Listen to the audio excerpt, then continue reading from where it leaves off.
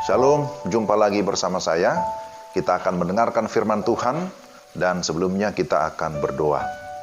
Kami datang kepadamu dengan segala kerendahan hati, memohon hikmat dan pengertian, sehingga kami dapat memahami firman-Mu dengan baik. Dalam nama Yesus kami berdoa. Amin.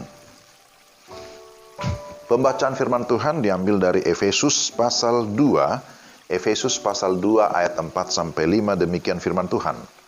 Tetapi Allah yang kaya dengan rahmat, oleh karena kasih-Nya yang besar, yang dilimpahkannya kepada kita, telah menghidupkan kita bersama-sama dengan Kristus, sekalipun kita telah mati oleh kesalahan-kesalahan kita, oleh kasih karunia kamu diselamatkan.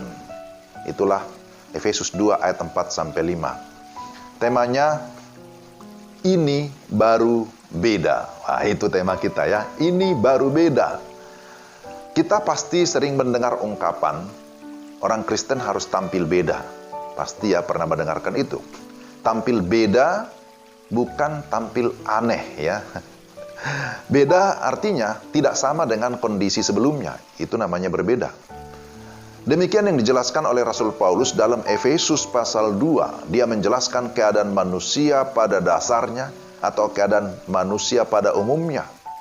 Lalu membandingkan dengan keadaan manusia setelah mengalami kasih karunia Allah. Apa perbedaannya? Mari kita lihat. Pertama, bahwa keadaan manusia pada umumnya atau pada dasarnya itu dijelaskan dalam ayat 1 sampai dengan ayat yang ketiga. Keadaan manusia tanpa Allah disebutkan sebagai berikut. Pertama, sudah mati. Ya, ini mati.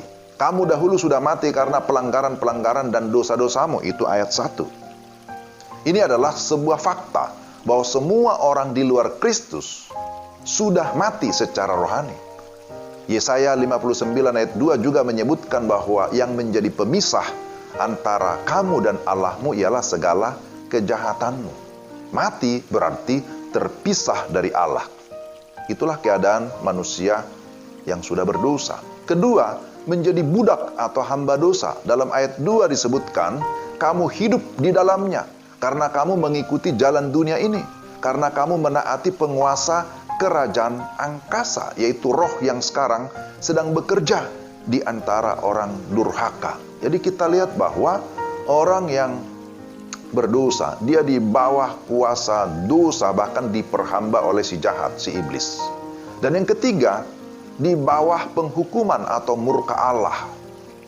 Murka Allah itu didasarkan pada keadilan dan kesucian Allah yang tidak toleran dengan dosa atau kejahatan. Jadi kita lihat ya, sudah mati secara rohani, kemudian menjadi budak dosa, dan berada di bawah murka Allah. Itulah keadaan manusia di luar Kristus. Ini tentu sungguh mengerikan. Lalu kita lihat yang kedua, keadaan manusia setelah mengalami kasih karunia Allah. Ini dijelaskan mulai dari ayat 4 sampai dengan ayat yang ke-10. Ayat 4 dimulai dengan kata tetapi. Wah, ini menarik ini ya. Tetapi Allah yang kaya dengan rahmat, oleh karena kasih-Nya yang besar yang dilimpahkannya kepada kita. Ini sungguh merupakan kalimat yang sangat menghibur dan memberi pengharapan baru. Oleh karena kasih karunia yang besar, maka Ia telah memberikan anaknya yang tunggal, Yesus Kristus, untuk menjadi jalan keselamatan bagi manusia berdosa. Di dalam Yesus Kristus, kita mengalami kehidupan yang baru. Di dalam Yesus Kristus, kita dibebaskan dari segala perbudakan dosa.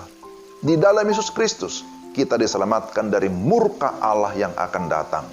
Sungguh luar biasa. Kasih karunia Allah memberikan kita jaminan hidup kekal di surga yang mulia. Ini baru beda. Jadi, saudara-saudara yang tersentuh Tuhan, ini adalah satu keadaan yang benar-benar berbeda dan baru. Saudara, kasih karunia Allah sempurna bagi kita. Keselamatan bukan hasil usaha kita, tetapi dikatakan pemberian Allah. Maka kita harus bersyukur dan terus menjalani kehidupan yang berbeda dengan prinsip dunia ini. Jangan mau dipengaruhi oleh dunia, tetapi kitalah yang harus mempengaruhi dunia. Kita hidup supaya kita menjadi alat keselamatan dan tetap melakukan pekerjaan baik. Sebagaimana ditulis di dalam ayat yang ke-10. Selagi masih ada kesempatan, mari kita tetap hidup untuk Tuhan, melayani Tuhan, supaya Tuhan dimuliakan. Mari kita berdoa. Tuhan, terima kasih oleh karena kasih karunia yang begitu besar, kehidupan kami menjadi berbeda. Kami tidak lagi mati secara rohani, tidak lagi dikuasai dosa, tidak lagi di bawah murka Allah, tetapi kami sudah mengalami kehidupan baru, kami sudah mengalami kemerdekaan, dan kami sudah mengalami kehidupan kekal, bebas dari segala penghukuman murka Allah. Semua oleh karena kasih karunia di dalam Yesus Kristus. Terima kasih Tuhan untuk pengorbanan-Mu. Kami berdoa supaya Tuhan memampukan kami, agar kami hidup sesuai dengan kehendak-Mu. Kami menjadi alat keselamatan yang memberitakan Kristus selagi masih ada kesempatan. Dalam nama Yesus kami berdoa dan bersyukur. Amin. Demikian renungan kita, saudara-saudara. Tuhan memberikan kita kemampuan untuk dapat menghidupi firman-Nya. Shalom.